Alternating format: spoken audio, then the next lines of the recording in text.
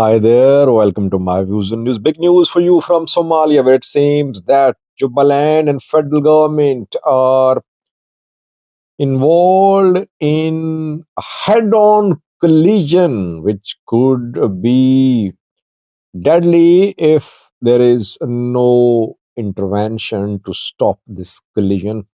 Three developments happened in the last 24 hours. Secondly, a gift for the Ethiopian PM Abiy by PM Abiy's friend Mohammed bin Zayed Al Nahyan MBZ. UAE's ruler, PM Abiy calls him brother. Let's start from Somalia, viewers, where we're seeing unprecedented tensions between a federal member state and the federal government of Somalia.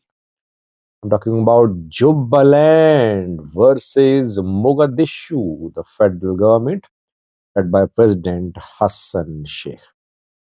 We know that yesterday Jubaland cut off its ties with the federal government, announcing suspension of cooperation with Hassan Sheikh government.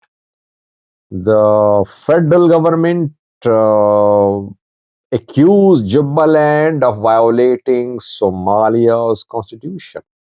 We saw two very strong statements around 24 hours ago. Then today we saw more developments. Firstly, Hamza Abdi Bare, the Prime Minister of Somalia, was due to visit Kismayo, Jubaland capital, today. He was instructed by the president to go to Jubaland to solve the issue. Dispute is over the holding of local elections. NCC, National Consultative Council, at a meeting a few days ago, agreed that local election in regions will be held in June, and elections for regional parliamentarians and leadership will be held in September.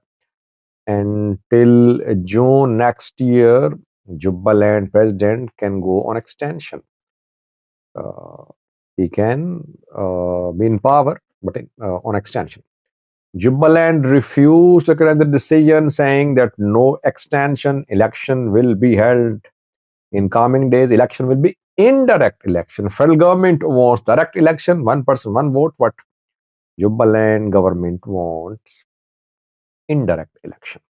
So Hamza Abdi Bare was instructed by President Hassan Sheikh to visit Kismayo, but reportedly Jubaland government made it clear that Hamza Abdi Bare is not welcome in Kismayo. Hamza could not arrive in Kismayo.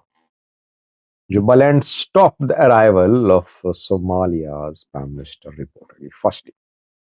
Secondly, a regional election commission has been formed. 2 days ago it was announced, and today it was sworn in. It took oath. Now it will hold the election in the region, in Jubaland. Federal government is opposed to the establishment of a regional election commission. But Jubaland appointed a commission. Commission took oath today. Now it's working formally. In coming days, it might announce election schedule, indirect election schedule. Second development. We have four developments. Thirdly, members of parliament from Jubaland, members of both houses of parliament were from Jubaland. They held a press briefing in Kismayo today. They rejected federal government's decisions. They rejected NCC's decisions. They are supporting indirect local elections in Jubaland due to be held soon. They are opposed to extension in the term of the president till June next year, and they are accusing the federal government of intervening in internal affairs of Jubaland. They asked international community to monitor the movements of the federal government, saying that the federal government is complicating the situation. It is creating conflict in Jubaland. Third development. Fourth development is being reported from an airport. Kismayo Airport. Kismayo, the main city, the capital in Jubaland. Reportedly, Jubaland government has mobilized regional forces to surround the airport. Several vehicles full of regional soldiers have been seen heading towards Kismayo Airport. I think they were sent there to block the arrival of Hamza Abdi Bare, and they have been sent there to block the arrival of federal forces too. Because federal government might try to launch military operation in Jubaland to stop election from being held, indirect election. So Ahmed Madobe, the president of Jubaland's government, is making some preemptive moves. It wants to secure airports to block the arrival of federal forces and federal leaders. Alarming developments in Jubaland. By the way, I have covered Ethiopia more than Somalia, but what I understand about Somalia is that sometimes small issues lead to a warlike situation, but then suddenly you see solution as well. You saw what happened when Abdullah Farmajo got extension. Extension was rejected by opposition, and we saw a warlike situation, a warlike situation in Mogadishu. Things then settled. Let's hope that things will settle between Juba and federal government. Second, viewers, a gift for the Ethiopian PM Abiy. The Minister of Ethiopia he received a gift from his brother. He calls him his brother. Mohammed bin Zayed Al Nahyan, MBZ UAE ruler, is very close to PM Abiy of Ethiopia. Both leaders have almost same views about regional foreign policy.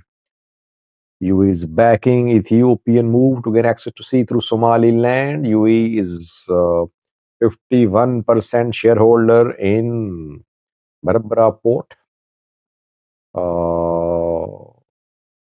In Sudanese war too, I think Ethiopia and UAE on one page. UAE is supporting Ethiopia for years. It supported Ethiopia to a long war as well. It provided drones to Ethiopian government. UAE is Ethiopian defense security partner. We cannot call it an economic partner, but we can call it a strategic partner.